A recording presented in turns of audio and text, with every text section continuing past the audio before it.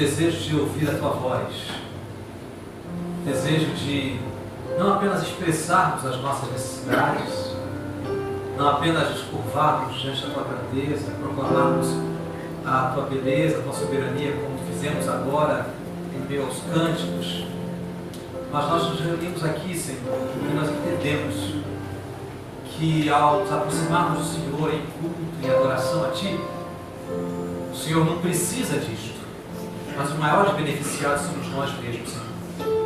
Porque nós somos os reais necessitados. Somos nós que precisamos, não apenas devemos, mas precisamos Te adorar e Te buscar.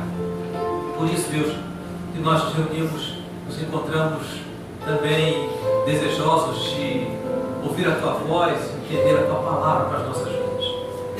Obrigado, Deus bendito, pelo privilégio de podermos entre nós abrir as Escrituras e compartilhar aquilo que o Senhor tem para as nossas vidas práticas, para a nossa vida cotidiana.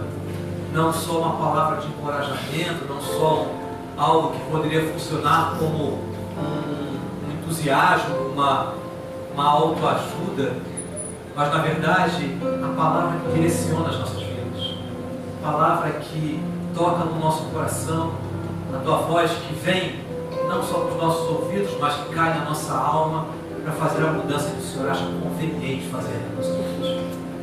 Nós nos aproximamos da Tua palavra com temor e tremor, porque não existe nada mais glorioso do que a Tua voz. Ouvirmos a Tua voz deveria nos infundir um tremendo senso de pequenez e ao mesmo tempo uma grandiosa gratidão a Deus, porque é um privilégio podermos ter a consciência e a percepção de que o Senhor está falando conosco. Deus, quem somos nós? Para que o Senhor, nosso Senhor, se dirija a nós e venha na nossa direção. O Senhor está assentado sobre um trono sublime, acima de todo o universo. E ainda assim como cantamos, o Senhor se importa conosco e a Tua palavra vem a nós. O Senhor nos deu a revelação da Tua palavra em Jesus Cristo para transformar a nossa vida e para nos dirigir e para nos resgatar, para nos chamar para perto do Senhor de novo. O Senhor fez isso conosco, tem feito isso conosco todos os dias. Nós, Senhor, ao ouvirmos Tua palavra, desejamos, Senhor, de todo o coração, entender o que o Senhor tem para as nossas vidas. Mas desejamos, junto com essa compreensão, receber do Senhor a força para fazer aquilo que precisamos fazer. A força para andar nos Teus passos, para seguir a Jesus Cristo de forma verdadeira, para que nós deixemos de ser meros religiosos e sejamos realmente servos e seguidores do Teu Filho Jesus Cristo. Por isso, Pai, nós pedimos que Tua palavra nos transforme nesta noite. Tua palavra, que a Tua voz venha nos cantos mais escondidos da nossa alma, aqueles cantos até que nós temos vergonha de encarar e de descortinar, apresentar diante do Senhor. Mas cantos que o Senhor conhece muito bem, que nós ingenuamente não falamos deles por vergonha, mas que a Tua palavra encha o nosso coração e traga luz às nossas vidas, para que nós sejamos conduzidos pela Tua mão santa e nos Teus passos benditos, Senhor. Obrigado porque nós podemos estar aqui nessa noite. Obrigado pela vida de cada irmão, de cada irmã que está aqui. Obrigado pelo privilégio de, nessa noite também, celebrarmos a ceia do Senhor. Muito obrigado. O Senhor é bendito, o Senhor é glorioso, o Senhor é o nosso Pai, o Senhor é o nosso soberano Deus. Muito obrigado. Nós oramos em nome de Jesus, para a glória do Senhor, Deus Pai, Filho e Espírito Santo. Amém. Hoje estou aqui fora do culto porque queria compartilhar com vocês algo que tem muito a ver com esta mesa. Mas que na verdade é uma passagem que não nos parece falar muito sobre a ceia do Senhor. A palavra do apóstolo Paulo, na primeira carta aos Coríntios, e eu não vou dizer o capítulo para daqui a pouco a gente abra juntos, mas já sabe que é primeiro aos Coríntios.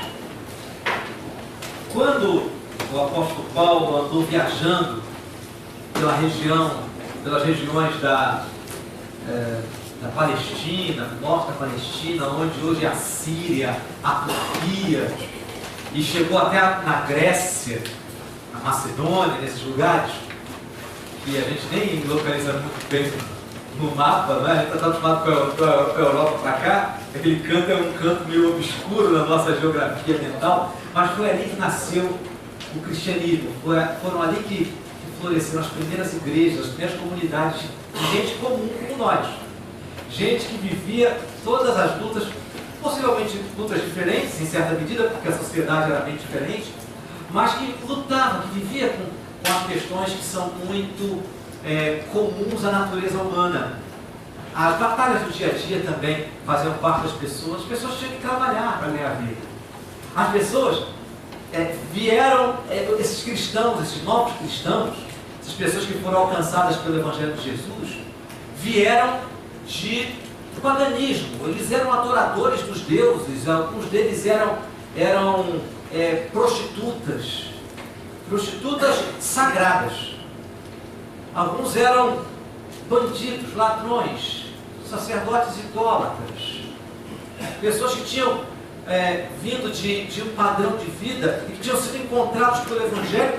O Evangelho chegou à vida deles, a mensagem do amor de Deus em Jesus Cristo chegou a eles, mexeu com o coração deles, o Espírito Santo foi lá e os trouxe para perto de Deus. Mas essas pessoas todos os dias, como eu e como você, viviam na mesma sociedade onde eles tinham sido criados. Eles conviviam com as pessoas. Agora, é verdade que agora havia uma nova comunidade com que eles poderiam conviver, que era chamada de igreja, ainda era, não é? Mas eles eram pessoas que todos os dias conviviam com as mesmas pessoas que conviveram antes. Os seus parentes que não haviam se convertido a Jesus Cristo, os seus vizinhos que ainda celebravam as festas, iam aos templos pagãos, realizavam seus sacrifícios, ainda estavam envolvidos naqueles rituais de fertilidade, que envolviam moralidade, tudo. Eram pessoas que lidavam com isso todos os dias, como você, como eu. Gente que vivia um certo conflito, porque aprenderam um novo modo de viver. Foram confrontados com a maneira antiga como eles viviam, e agora, essa nova mensagem, essa nova pessoa que eles seguiam, Jesus Cristo, é bom que você diga que Jesus Cristo é bem mais que a sua mensagem. Ele é alguém. Ele é alguém. Ele não é apenas uma ideia, ele não é apenas uma mensagem, ele é alguém. E essas pessoas seguiam esse alguém. E tudo aquilo que Jesus tinha legado, tinha deixado para eles, eles entendiam, como nós também entendemos, que significava necessariamente uma mudança de forma de viver. Mas nunca foi fácil, desde aqueles primeiros tempos, e continua não sendo fácil para os seguidores de Jesus Cristo viverem como devem viver, para honrar o seu Senhor, numa sociedade que não tem mínimo interesse nisso. Uma sociedade que só vive para si, numa sociedade em que, quando uma pessoa tem um gesto generoso, desprendido, sem interesse, vira celebridade, vira manchete. Quando uma pessoa encontra uma grande quantia de dinheiro no seu táxi, por exemplo, que a gente viu há um tempo atrás, e procura a pessoa, o dono, e devolve aquilo, vira manchete de jornal, vira notícia na internet. Não deveria ser surpresa, mas porque a sociedade não vive, não está nem um pouco interessada em viver os valores que Jesus Cristo trouxe. Então, quando uma pessoa, mesmo que não seja cristã, tenha uma atitude desta, que sem dúvida nenhuma é uma atitude correta, cristã, mesmo que a pessoa não seja, ela vira um alienígena. Parece que desceu uma astronave nesse mundo e encontrou aquele negócio, aquela mala de dinheiro, aquela carteira, levou para a pessoa, não sabia que podia ficar para ela. Então essa sociedade em que você, eu e os crentes daquele primeiro tempo viviam. É interessante que Jesus, os apóstolos, os líderes cristãos depois dos apóstolos, nunca acharam que seria fácil para cristãos viverem como devem viver, como o Senhor deseja que os seus servos vivam, numa sociedade totalmente distante de Deus. A grande verdade é que isso é tão difícil, viver como um cristão, num mundo não cristão, é tão difícil desde aquela época, que muitas pessoas que se intitulavam cristãos, mesmo tendo recebido a mensagem do Evangelho, não viviam como um cristão deve viver. Porque um cristão, uma cristã, deve viver como um seguidor de Cristo, sem precisar estar sob a vigilância de ninguém, sem estar sob os olhos das lideranças da igreja, na nossa ética pessoal, na nossa maneira pessoal de viver. Isso sempre foi uma grande dificuldade para todas as pessoas, para todos os crentes. Então, quando Paulo escreve para as igrejas, muitas delas ele havia fundado, outras não. Quando ele escreve para as igrejas, ele lida muito com esses dilemas que os crentes vivem e com as ambiguidades que muitas vezes acontecem na igreja, na vida dos crentes. Eu já disse isso aqui outras vezes e falei até hoje pela manhã lá na igreja presbiteriana do Poste da Freguesia, que a igreja é um lugar. Não, a igreja não é um lugar. A igreja é um grupo de pessoas cheias de defeito.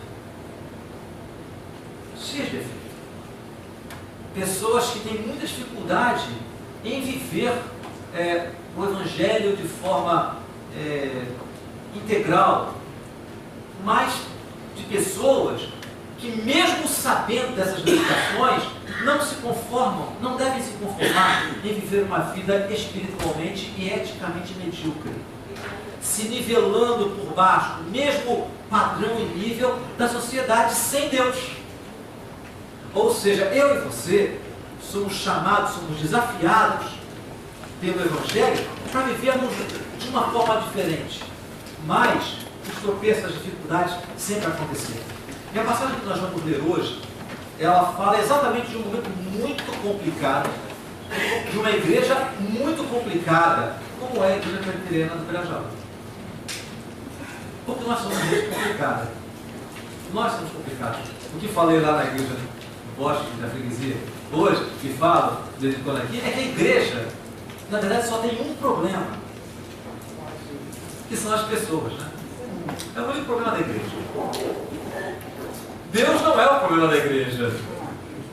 Nós, que somos a igreja, somos o problema da igreja, porque nós somos problemáticos, somos complexos. Então, o que Paulo está lidando é uma das complexidades, numa das igrejas mais complicadas. Os estudiosos da Bíblia, do Novo Testamento, consideram que a igreja de Corinto era a igreja mais difícil que Paulo lidou. E foi Paulo que fundou aquela igreja. E Paulo não ficou pouco tempo lá não. E ele não ficou sozinho. Ele teve a ajuda de um casal muito operoso, muito fiel a Deus, chamados Áquila e Priscila. Depois chegou um homem com uma capacidade muito grande de ensinar, de pregar, que foi instruído, que foi educado, que foi chamado Apolo. E era uma igreja cheia de potenciais, mas uma igreja complicada. E é no capítulo 5, uma das histórias mais tristes, um dos momentos mais difíceis da experiência do apóstolo Paulo em lidar com a igreja, é que nós vamos tirar a nossa reflexão bíblica, que, como falei, está muito ligada a esse momento que vamos viver daqui a pouquinho, que é a celebração da ceia do Senhor. Então eu queria que você acompanhasse essa leitura. Eu vou ler alguns versículos dessa passagem de 1 Coríntios 5. E é uma passagem surpreendente. Mesmo quem já leu a Bíblia toda, mesmo quem já leu o Novo Testamento, e 1 Coríntios não é um dos livros menos lidos, né? Quando passa por isso aqui, se surpreende, se assusta. Então veja só o que Paulo está falando. Lembre-se que isso é uma carta. Isso é uma carta. Naquela época não havia facilidade que a gente tem hoje de falar por WhatsApp, né? De falar aquela ferramenta primitiva chamada e-mail, né? Naquela época, era essa maneira que Paulo, o pai espiritual dessa comunidade, usava para resolver questões, porque não dava para ele embarcar num avião e descer lá em Corinto, né? Não dava. Então ele escreve para tratar dessas questões que chegaram aos ouvidos dele. Veja só, que coisa surpreendente. Você imagina isso acontecer na igreja presbiteriana de Corinto? Veja bem, geralmente se ouve que há entre vós imoralidade tal como nem mesmo entre os gentios, entre os pagãos. Isto é, haver quem se atreva a possuir a mulher do seu próprio pai. Um cidadão aqui certamente estava tendo relações sexuais com a madrasta. E contudo, andais vós ensoberbecidos, e não chegastes a lamentar para que fosse tirado do vosso meio quem tamanho traje praticou? Eu, na verdade, ainda que ausente em pessoa, mas presente em espírito, já sentenciei, como se estivesse presente, que o autor de tal infâmia seja, em nome do Senhor Jesus, reunidos vós e o meu espírito com o poder de Jesus nosso Senhor, que ele seja entregue a Satanás para a destruição da carne, a fim de que o espírito seja salvo no dia do Senhor Jesus. Não é boa a vossa jactância. Não sabeis que um pouco de fermento leveda a massa toda?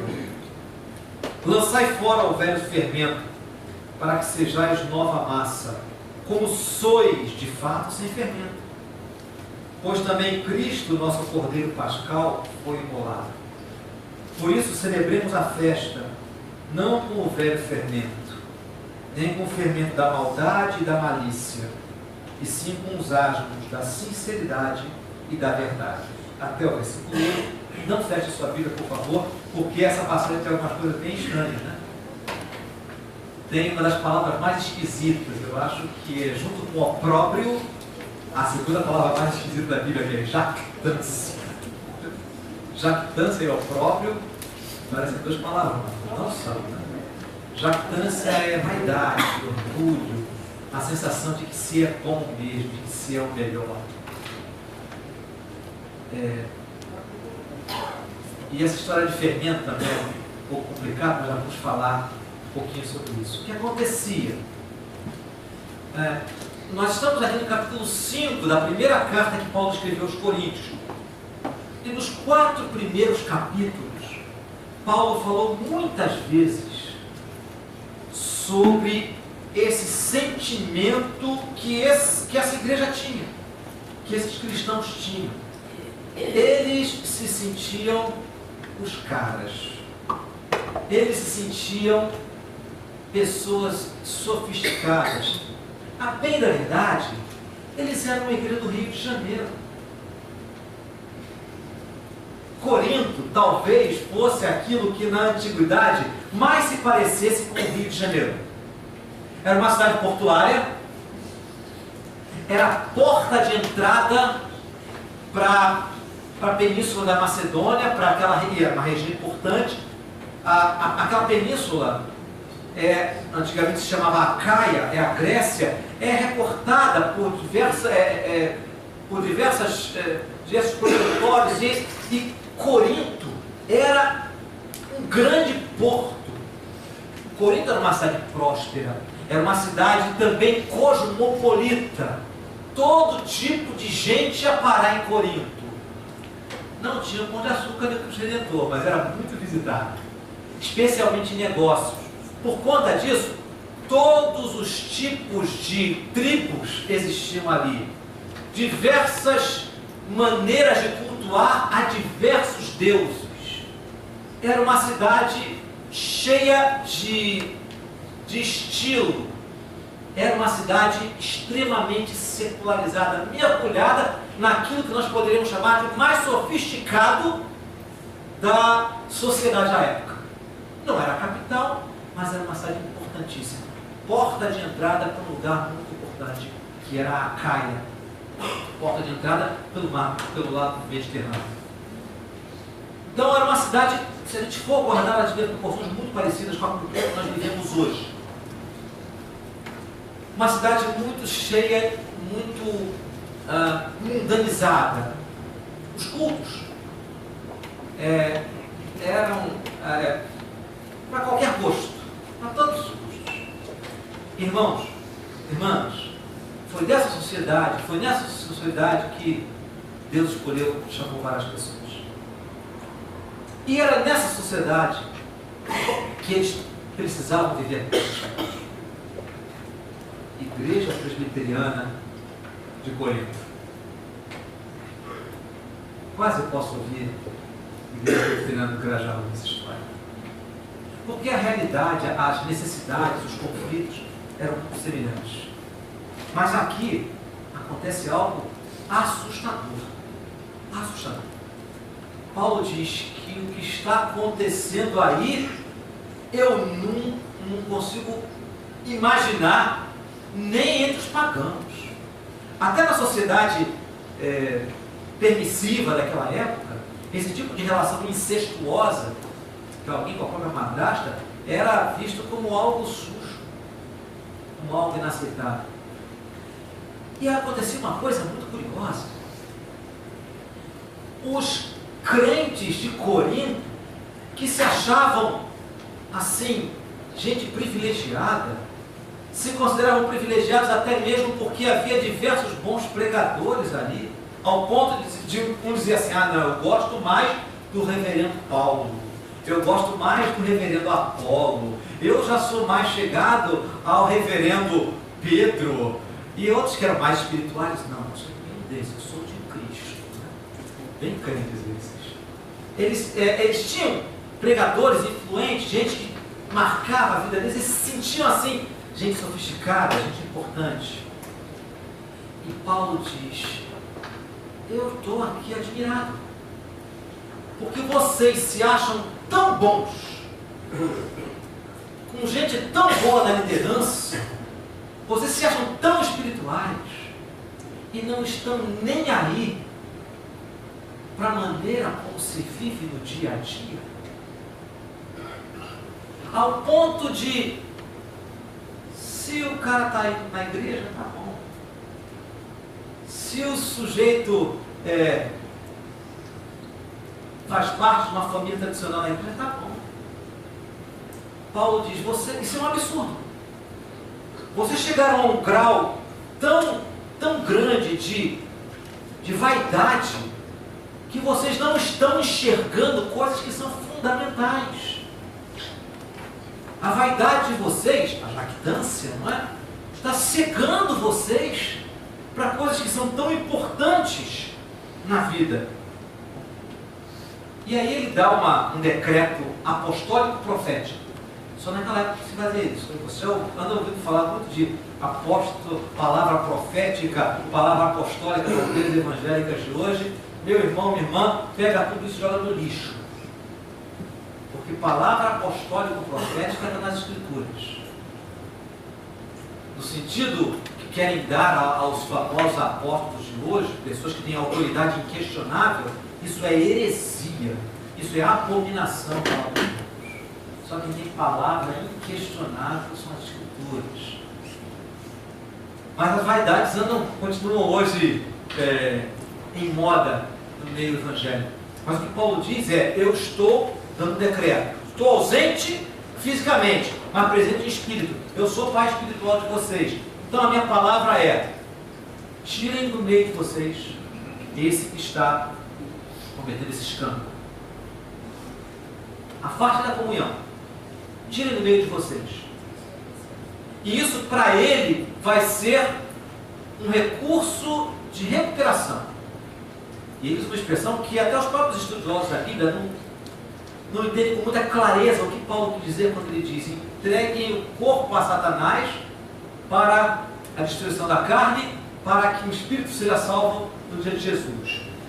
Essa expressão, que é complicada, que é difícil, a melhor explicação que eu tenho conhecimento é que Paulo não está falando de destruição do corpo físico, mas quando ele usa a expressão aqui é carne, no sentido da carnalidade. Ele está falando, olha, tirem da igreja para que perceba que o que ele está fazendo é inaceitável, e assim essa maneira de viver carnal dele seja substituída. Ele cai em arrependimento e essa carnalidade possa ser destruída para que ele possa se recuperar.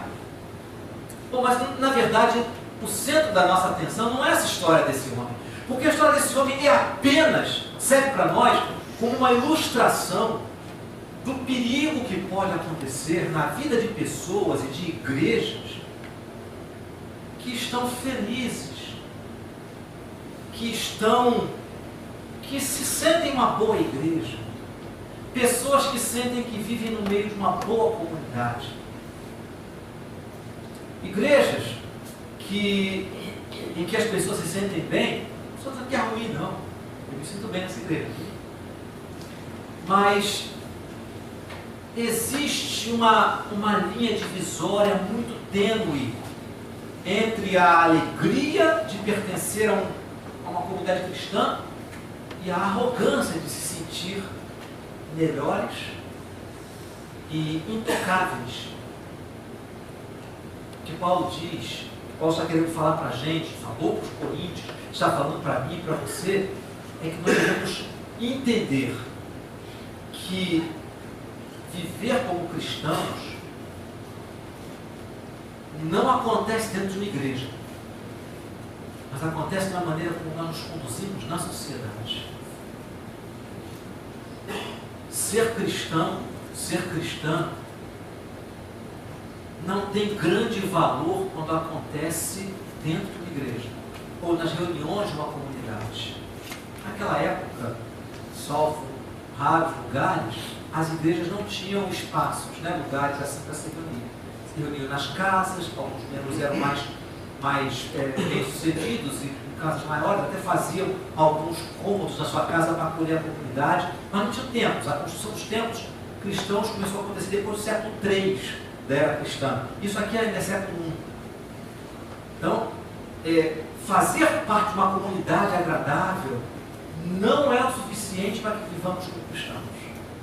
O que vale é o que acontece dentro da nossa casa. O que vale é o que acontece, é o nosso cristianismo vivido no nosso trabalho. É o nosso cristianismo vivido na nossa faculdade, na nossa escola, com os nossos amigos, inclusive aqueles que não são cristãos. É o cristianismo que nós vivemos nos nossos negócios. É o cristianismo que nós vivemos na nossa relação cotidiana. E Paulo diz, é de surpreender que vocês não percebam isso. E aí o que eu queria destacar e fazer a conexão com esse momento que vamos celebrar já, que a ceia do Senhor, é o que está a partir do versículo 6. Volta, por favor, comigo para o versículo 6, aquela palavra difícil. Não é boa a vossa jactância. Não sabeis que um pouco de fermento leveda a massa toda? E aí vale a pena explicar o que estava na cabeça de Paulo e das pessoas da antiguidade quando se falava de fermento. Fermento para nós hoje é uma coisa muito boa. Amém, irmãs que gostam de fazer pão? Amém? Em casa nós compramos uma máquina de fazer pão. Aprendemos o valor do fermento fresco. Eu não aprendi ainda, não sei cozinhar, nem com manual. Mas a Claudinha, minha esposa, aprendeu. Mas na antiguidade, o fermento era uma ilustração, uma metáfora de influências complexas, influências negativas, coisas que entravam às vezes em pequena quantidade. Vocês sabem que fermento precisa só um pouco de fermento leveda a massa toda. Era uma metáfora de coisas que vão penetrando na nossa vida e vão fazendo uma mexida negativa, vão influenciando negativamente na vida das pessoas. Isso era essa a maneira como Deus entendia, usava a expressão fermento. Somente uma vez na Bíblia toda o fermento é usado, é lembrado de forma positiva. Quando Jesus conta a parábola do fermento, quando ele diz que o reino dos céus é semelhante à mulher que escondeu um pouco de fermento dentro da massa e aí a massa cresceu. É a única ocasião em que Jesus usa o fermento como um exemplo positivo. Mas aí o que ele está falando não é do aspecto destruidor, mas está falando da influência. Mas o fermento ele sempre foi usado na antiguidade, na cultura judaica e judaico-cristã, como exemplo de influência negativa que contamina, que tem esse poder virulento na nossa vida. Então ele diz, olha, um pouco de fermento leveda a massa toda. Então ele usa uma expressão, um conjunto de expressões muito interessante nos dois últimos versículos que nós lemos. Ele diz assim, lançai fora o velho fermento, para que sejais nova massa, como sois de fato sem fermento. Olha que coisa interessante. São três expressões. Lancem fora o velho fermento, para que vocês sejam nova massa, como vocês, na verdade, são sem fermento. São três conceitos aqui muito importantes, que tem todo o valor para nós hoje, agora. Primeiro ele diz, lancem fora o velho fermento. O que ele está querendo dizer com isso? Houve uma recomendação não, uma determinação de Paulo, para que aquele homem que estava com uma vida escandalosa fosse excluído da igreja. Mas havia uma coisa muito mais importante. A questão não era apenas excluir a pessoa, mas o que Paulo queria é que fosse jogado fora aquele sentimento de que nada pode me alcançar. Aquela jactância, aquela vaidade que tinha feito com que a igreja de Corinto não se tocasse, não se preocupasse com a maneira como se vive. Então, muito mais, né? O velho fermento, ele é tanto esse indivíduo, esse sujeito escandaloso, como aquele princípio de, deixa para lá, deixa correr, que desconsidera como é importante nós não apenas crermos em Jesus, mas como é importante uma vida de pureza, uma vida realmente diferente dos valores que são perfeitamente aceitos pela sociedade. Eu ganhei um livro há algum tempo atrás, tem um título muito sugestivo. Chama-se Sociedade Sem Pecado. É verdade, nós vivemos numa sociedade sem pecado, em que o pecado recebe um monte de outros nomes. E não há uma grande preocupação com uma vida pura, uma vida diferente. Por quê? Porque cada um tem a sua verdade pessoal. Você pode acreditar no que quiser. Se você acha que aquilo não está fazendo mal a outra pessoa, você pode viver daquela maneira. Mas o que Paulo diz é que esse sentimento de que deixa ficar, não se preocupa não, é a vida dele, né? É a vida dele. Isso deve ser lançado fora. Que é necessário a gente aplicar esses valores de pureza, de santidade no nosso dia a dia. Então, quando Paulo diz, lance fora o velho fermento, ele está falando, gente, lance fora essa arrogância que diz que não tem problema nenhum não, o que vale é eu ir na igreja, o que vale é eu ter um nome de crente. Joga fora esse sentimento. Isso é o velho fermento. Isso é muito de acordo com a sociedade, mas não é de acordo com os valores do reino de Deus. Então a primeira coisa que Paulo fala é isso. Ele diz, jogue fora o velho fermento. Ele diz que quando nós jogamos fora o velho fermento, ou seja, quando nós abandonamos essa maneira de ver a vida tão comum na sociedade, e passamos a viver o Evangelho de Cristo na sua pureza, na sua inteireza, nós vivemos com nova massa. Com nova massa. E ele diz uma terceira coisa muito importante. Ele diz, na verdade, vocês são sem fermento. Por que ele diz, vocês de fato são sem fermento? Porque vocês foram resgatados por Cristo. Vocês são uma nova comunidade. Vocês não são, embora estejam na sociedade, vocês não são a sociedade. Vocês estão na sociedade, mas vocês não são a sociedade. Vocês são um povo sem fermento. Jesus tinha falado isso lá no Evangelho de João. Jesus diz que não que nós fôssemos retirados do mundo, mas que o Senhor nos preservasse do mal. Então ele diz, vocês têm uma nova natureza, para que vocês possam viver de acordo com essa nova natureza, que é uma natureza sem fermento. É preciso lançar fora o velho fermento. É preciso que vocês vejam que esses valores, que estão às vezes tão incrustados na maneira normal da sociedade viver, precisam ser retirados de vocês. Eu tenho uma palavra assim, bem direta, para aqueles irmãos e irmãs mais novos, mais jovens. Veja bem, não estou dizendo que nós, os mais velhos, não sofremos a influência da sociedade. Todos nós sofremos.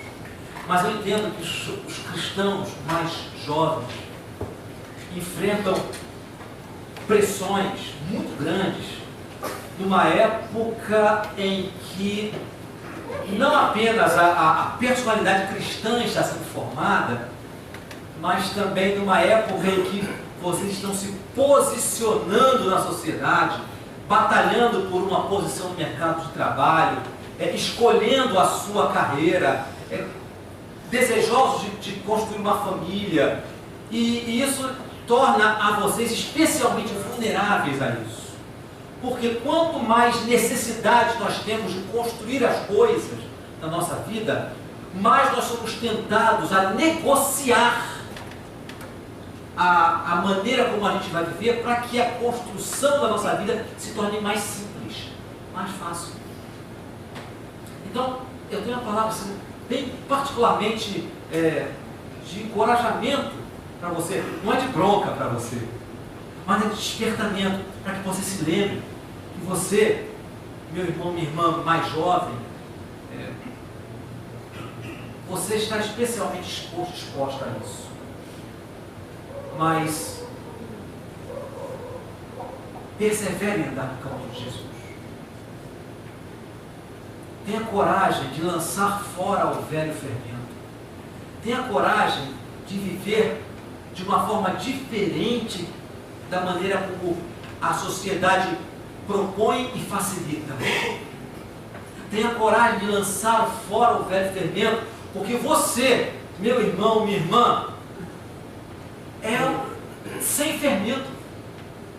Cristo te resgatou para que você seja sem fermento, para que você seja, e aí ele segue dizendo aqui, como eram os pães que eram usados na festa da Páscoa. A festa da Páscoa era uma das celebrações mais importantes da cultura judaica.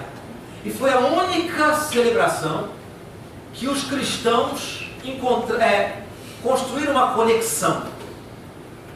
As outras festas, elas se tornaram festas culturais.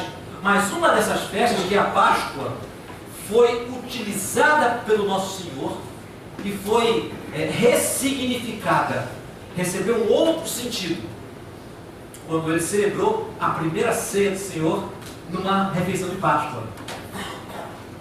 Então, naquela época, os pães de Páscoa eram pães asmos. É a expressão que nós vemos aqui no versículo 8. Não é assim que está no versículo 8? Por isso celebremos a festa, não com o velho fermento, nem com o fermento da maldade e da malícia, e sim com os asmos da sinceridade e da verdade. O que Paulo está fazendo aí? Ele está fazendo uma comparação.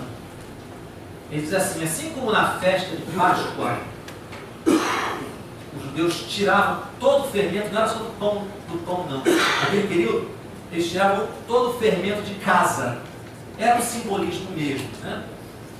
Assim como eles faziam isso e celebravam a festa de Páscoa com asmos, pães asmos, ou seja, pães sem fermento, assim também nós devemos celebrar a festa não com o velho fermento. Olha que coisa interessante. E aí precisa a gente fazer uma leitura bem atenta. Ele fala, celebremos a festa, veja aí na sua Bíblia, olha para mim na sua Bíblia. Celebremos a festa não com o velho fermento, nem com o fermento da maldade, da malícia. Peraí, deixa eu te só. Ele não está falando de um fermento só, está falando de dois. Percebeu isso? Dois tipos de fermento. O fermento velho, o velho fermento, e o fermento da maldade e da malícia. Que fermentos são esses? Presta atenção uma coisa. É possível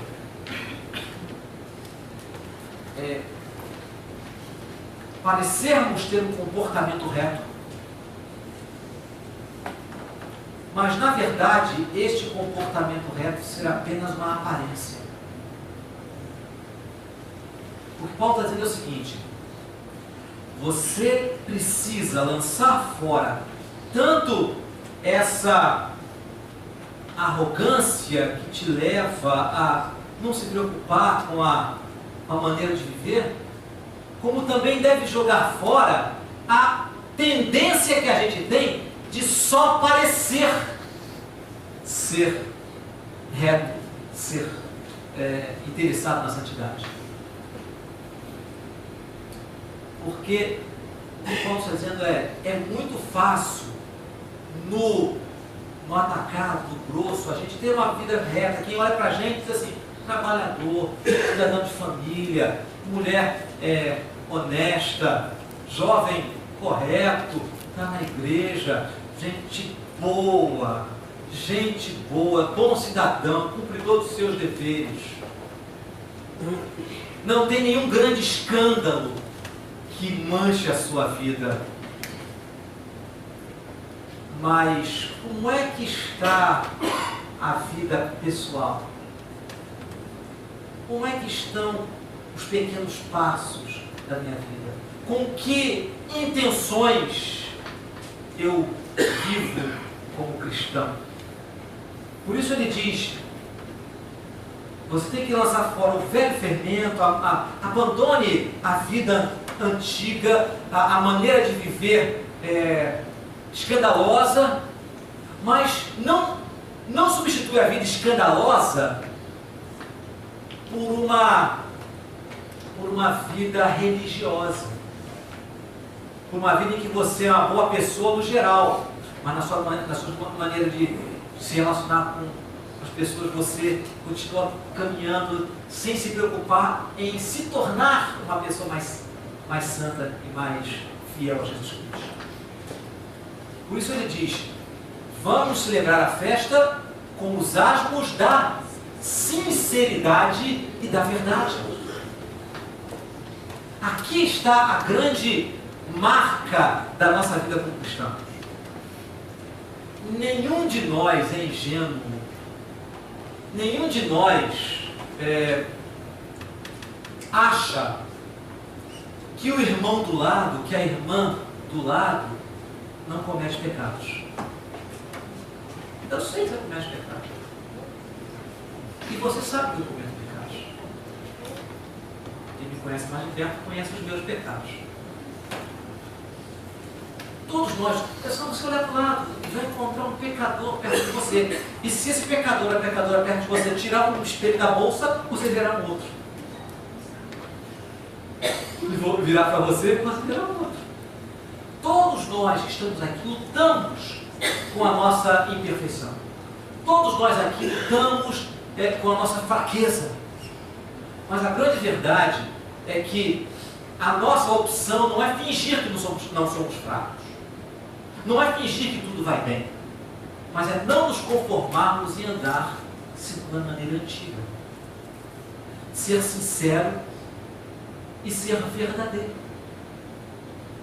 Quando nos aproximamos desta mesa, que na verdade é o símbolo da festa, quando Paulo diz celebremos a festa, ele está fazendo uma referência à ceia do Senhor, que é a grande festa cristã, que é o momento em que a gente celebra a alegria de pertencermos a Jesus Cristo.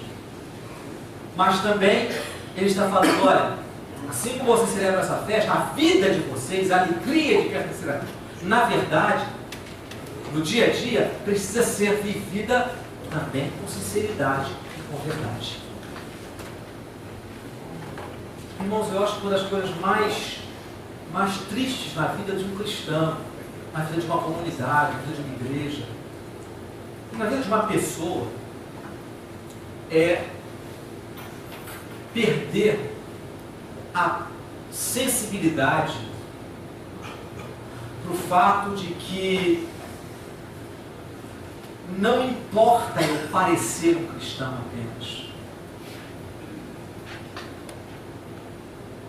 Porque o meu Senhor não olha para a minha aparência. O meu Senhor olha para quem eu realmente sou. Os olhos de Deus estão não naquilo que eu pareço para você, mas Ele sabe quem eu sou. Ele sabe quem eu sou. Ele sabe quem você é. Ele sabe a sua luta para ser uma pessoa honesta, para não se deixar seduzir pelo dinheiro. Ele sabe da sua ganância natural. Ele sabe da sua tendência à lascívia, inclinação da carne sexual, desejo sexual. Ele sabe quando você olha para uma pessoa com desejo sexual, que não é o seu cônjuge, não é a pessoa com quem você reparte a sua vida. Ele sabe que você não consegue conviver com pessoas que pensam diferente de você, sem que você as agrida. Ele sabe disso. Ele sabe. Por que a gente finge isso? Por que a gente anda como se ele não soubesse disso? Por que a gente tenta ocultar isso tomando parte dessa mesa santa? Por que a gente faz de conta que a gente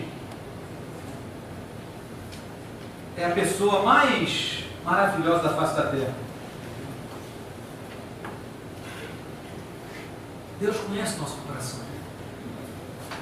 Acho incrível que Paulo não diz, olha, vivam, celebrem a festa vivendo perfeitamente, de forma perfeita. Ele não diz isso. Porque ele sabe que os que participam da festa são pecadores.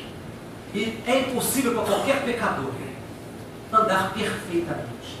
Mas ele diz, vivam com sinceridade, vivam com verdade.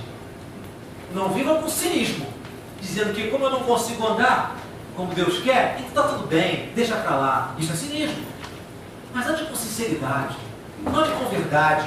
Quando celebrar a festa da vida, que nesse momento é condensada nesse evento espiritual que é a ceia do Senhor, ao celebrar isso, olha para o teu coração, olha para a tua vida e seja absolutamente sincero e verdadeiro, sincera e verdadeira, meu irmão, minha irmã. Encare os seus pecados, encare as suas fraquezas, não dê um nome bonito para eles, não dê um nome aceitável para os seus tropeços, não chame de meu temperamento, não chame de minha criação. Encare com sinceridade, com verdade, porque, irmãos, se a regra do mundo é ou você ser absolutamente hipócrita, ou ser absolutamente libertino, já percebeu? A regra do mundo tende a ser essa. ou ser absolutamente divertido, deixa rolar, ninguém tem nada a ver com a minha vida, ou ser absolutamente hipócrita. Vou perder todo mundo. No reino de Deus, você não precisa viver nesses dois extremos. Você pode viver na verdade. Na verdade. Porque Cristo morreu pelos pecadores. Cristo morreu pelos pecadores como eu e como você. Cristo morreu ao seu tempo pelos fracos, diz o apóstolo. Pelos fracos. Somos nós. Nós que fomos chamados por Ele para participar da festa junto dEle. Nós que somos indignos e que somos convidados para participar da mesa da comunhão com Ele. Nós que somos os pecadores que pecamos todos os dias, tropeçamos infelizmente nas mesmas coisas, tantas vezes, nas mesmas fraquezas, nos mesmos calcanhares de Aquiles. Eu e você tropeçamos todos os dias, mas são esses pecadores para quem o apóstolo Paulo diz, movido pelo Espírito de Cristo, celebrem a festa com os asmos da sinceridade e da verdade, não com cara de santo, não com cara de perfeito, não com a hipocrisia de crente, mas celebrem os asmos, celebrem a festa com os asmos da sinceridade e da verdade. Irmãos, irmãs, nós precisamos aprender a chorar os nossos pecados. Nós precisamos aprender, como o apóstolo Tiago disse, lamentar e chorar pelos nossos pecados. Não apenas pelos pecados da igreja. Paulo diz aqui, né? Estou admirado que vocês não lamentam o que está acontecendo com vocês. Vocês não lamentam. Infelizmente isso acontece também na nossa vida pessoal. Nós não lamentamos os nossos pecados. Individualmente, o Alex nem sempre lamenta os seus pecados. Isso se chama arrependimento. Esta mesa não é mesa para gente perfeita. O único perfeito que participou desta mesa chama-se Jesus Cristo, Jesus de Nazaré. Essa mesa é uma mesa para pecadores, para pecadoras, mas não para pecadores cínicos, mas para pecadores que reconhecem e são sinceros e verdadeiros com aquilo que são. Por isso, irmão e irmã, vejo nessa passagem uma instrução tão importante para a nossa vida. Na verdade, aproveitando esse momento da ceia. Mas essa passagem não é para o momento da ceia apenas. O que a gente vive aqui, o que a gente lembra aqui nesse momento tão intenso, tão importante, tão central da nossa espiritualidade, é algo para a gente pensar todos os dias. Sabe por quê, irmãos? Porque a festa não é só essa. A festa é a vida com Cristo todos os dias.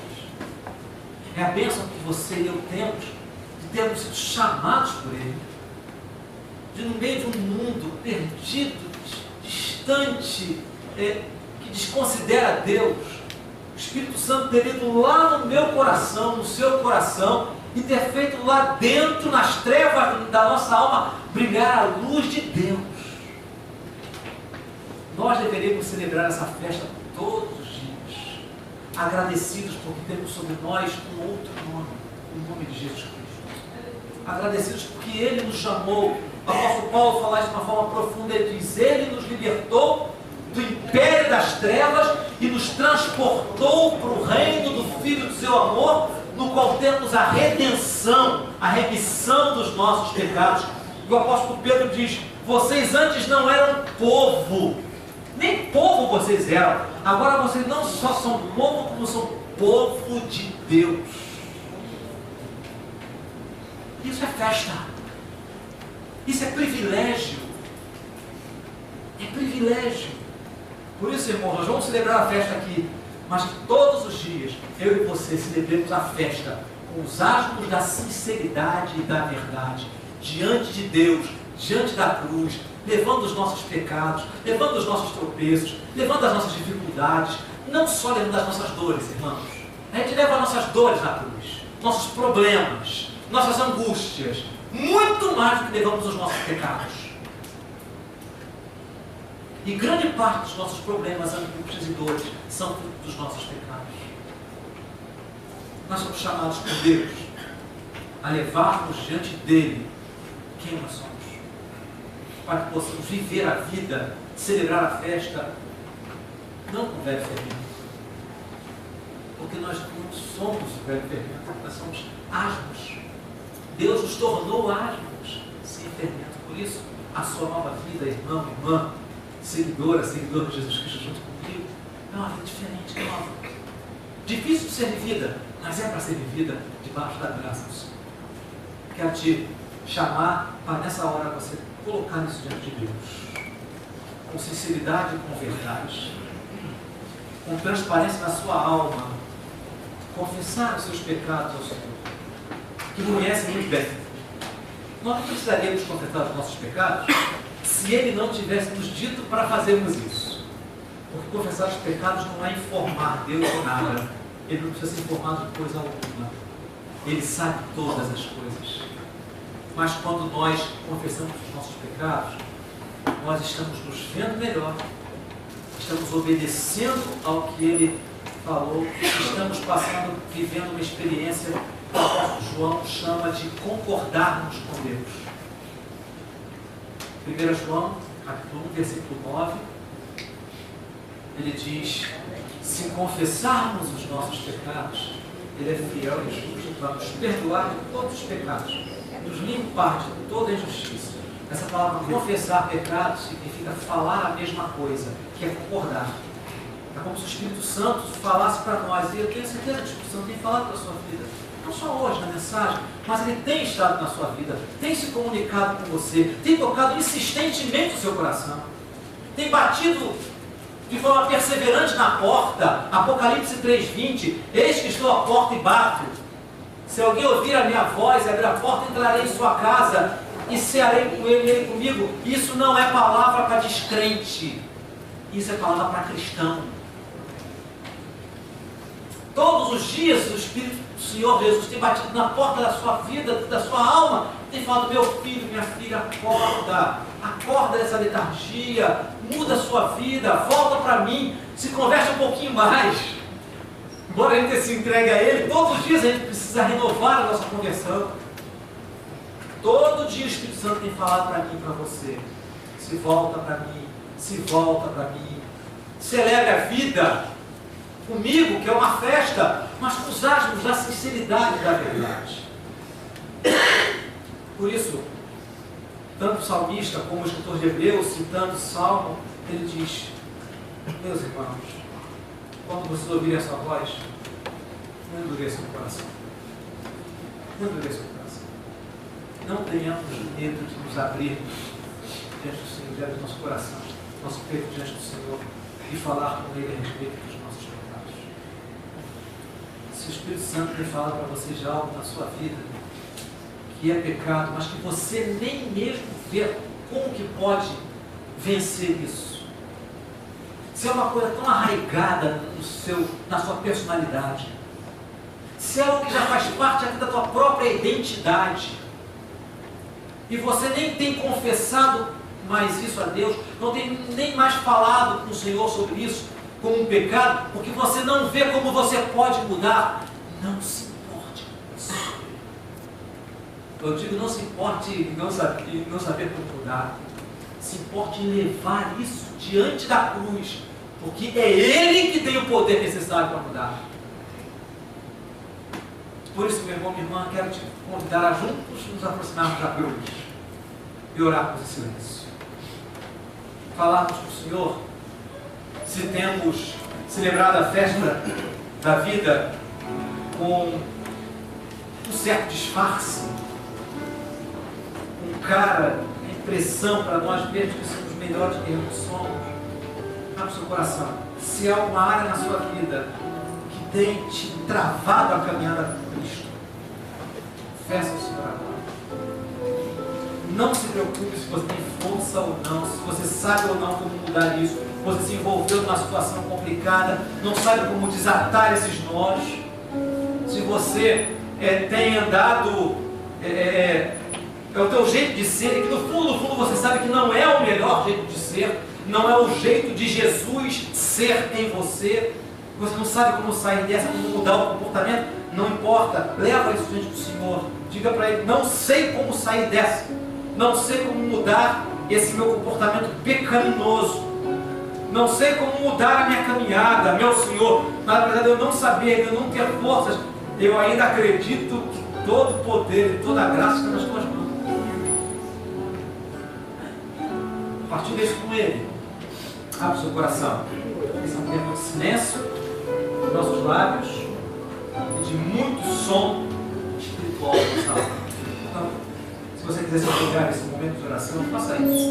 Se prostre diante do Senhor, converse com o Senhor, mas mais importante é abrir a alma mesmo diante do nosso Deus, daquele que se entregou na cruz.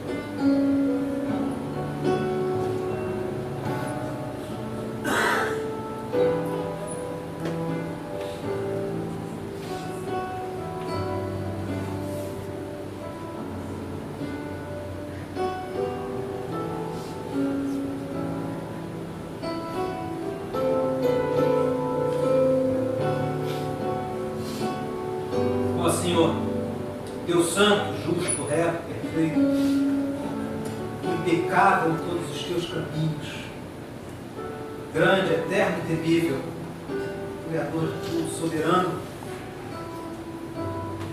É com constrangimento e vergonha que nos aproximamos de Ti. Na nossa fraqueza e imperfeição, Senhor, nos aproximamos de Ti. Como fizemos naquela primeira vez, quando o Teu Espírito Santo nos revelou Jesus Cristo e Teu amor. Nós queremos nos reaproximar do Senhor com o reconhecimento da nossa indignidade, sem jactância, sem autojustificativa, rendidos, absolutamente entregues, sem saída, sem justificativas, sem razões próprias. Apresentar a Ti nosso próprio coração, que o Senhor conhece tão bem, melhor, muito melhor do que nós mesmos que os temos. Queremos apresentar para o Senhor o nosso interior. Como diz a palavra em Provérbios, lugar de onde nascem as fontes da vida. Nossos corações, nossas decisões, núcleo da nossa personalidade, de onde brota aquilo que fazemos, dizemos, pensamos. E é com vergonha que nós olhamos para dentro de nós mesmos, os nossos pecados. Deus, o Senhor sabe a luta que nós vivemos conosco mesmo. O Senhor sabe como a gente se esconde por trás do fermento, que a gente não entende, não sabe como superar os nossos pecados, os maus hábitos, o jeito ruim e errado de ser, os planos impublicáveis que nascem dentro da nossa mente, os desejos que brotam do nosso corpo, que povoam as nossas fantasias. Muitas vezes não sabemos como lutar com isso. E aí, por não sabermos como lutar, nós desistimos. E nós vamos levando a vida como se fosse possível viver de mentirinha diante do Senhor. O Senhor sabe que nem sempre isso é cinismo. Às vezes, muitas vezes, isso é porque nós não encontramos saída das nossas forças. Nós nos envergonhamos de ter verdadeiro arrependimento, Senhor, diante das pessoas, dizendo para as pessoas que durante tanto tempo nós agimos errado. Temos medo de fazer um propósito de não cometermos mais aquilo e dali a pouco tropeçarmos de novo. Mas Deus, nós somos essa gente que o Senhor escolheu. Nós somos essas pessoas tão complicadas, tão cheias de problemas. Nós somos assim mesmo. Cada um tem os seus traços errados. Tem os meus irmãos e irmãs têm os seus. E a gente luta por isso e às vezes não encontra forças para lutar e vai carregando, caminhando uma vida pseudo-cristã. Parecendo bem, parecendo gente boa para as pessoas que estão à nossa volta, mas nosso coração cheio de impurezas, cheios de pensamentos ruins, que acabam de uma forma ou de outra brotando em alguma área da nossa vida. Deus, nós não temos pretensão de nesse mundo, nessa vida, sermos absolutamente perfeitos. Mas nós também não queremos andar numa vida de mentira. Nós não queremos fingir que somos cristãos. Nós não queremos ser pessoas que se escondem atrás de uma fachada religiosa, ocupando às vezes posições na igreja. Nós não queremos ser gente que se esconde atrás de uma cara de bom moço, de boa moça, bom homem, gente de família. Na verdade, tanto no retorno do nosso coração, como às vezes dentro do nosso próprio lar, nós deixamos nos trair por aquilo que nós realmente somos lá dentro. Nós queremos ser transformados pelo Teu poder e pela Tua graça. Que a gente entende, Senhor, que o primeiro passo é verdadeiro arrependimento. É ter a convicção de que a gente não tem forças para fazer isso sozinho. Confiemos naquela primeira vez em que o Senhor nos falou do Teu amor em Jesus Cristo, em que a gente admitiu que nós não poderíamos ter comunhão com o Senhor, não poderíamos ter vida eterna, se a gente não parasse de tentar nos justificar diante do Senhor, nos entregássemos totalmente ao poder do sangue de Jesus Cristo. Nós queremos fazer isso hoje, irmãos. Graças a Ti, não é mais para recebermos salvação do Senhor. Porque pela Tua graça nós somos de verdade sem fermento. Mas nós queremos fazer isso para recebermos libertação dos nossos pecados, libertação dos nossos erros e sermos aperfeiçoados pelo Teu poder. Obrigado, Senhor, porque todos os dias o Senhor nos recebe, pecadores como nós somos, na Tua presença e aplica sobre nós novamente o Teu apoio e a Tua graça. Nós queremos pedir hoje, Deus, que receba de novo esses pecadores que nós somos. Nós queremos nos aproximar de Ti em uma base diferente, de uma forma diferente. Não pedindo socorro pelas nossas dificuldades, não pedindo que o Senhor nos conforte, que o Senhor nos dê forças para vencer as batalhas do dia a dia, mas hoje nós simplesmente queremos nos apresentar a Ti e pedir perdão pelos nossos pecados. Admitindo que nós temos em muitas áreas da nossa vida abrigado o velho fermento. E hoje, Deus, queremos celebrar esta mesa, que é símbolo da grande festa, que é a alegria de sermos do Senhor. Queremos celebrar esta festa representativa, simbólica, com um sentimento diferente. A convicção de como é bom podermos ser pecadores arrependidos que vão diante do Senhor e são perdoados, são erguidos e sustentados pela Tua mão para andarmos em santidade e retidão diante do Senhor, mesmo continuando a ser pecadores. A Tua graça nos sangue, que o poder regenerador do sangue de Cristo se remove sobre as nossas vidas, nos purificando, nos aperfeiçoando para um passo a mais na tua direção e para darmos mais um dia do teu caminho. Em nome de Jesus, para a glória do Senhor. Amém.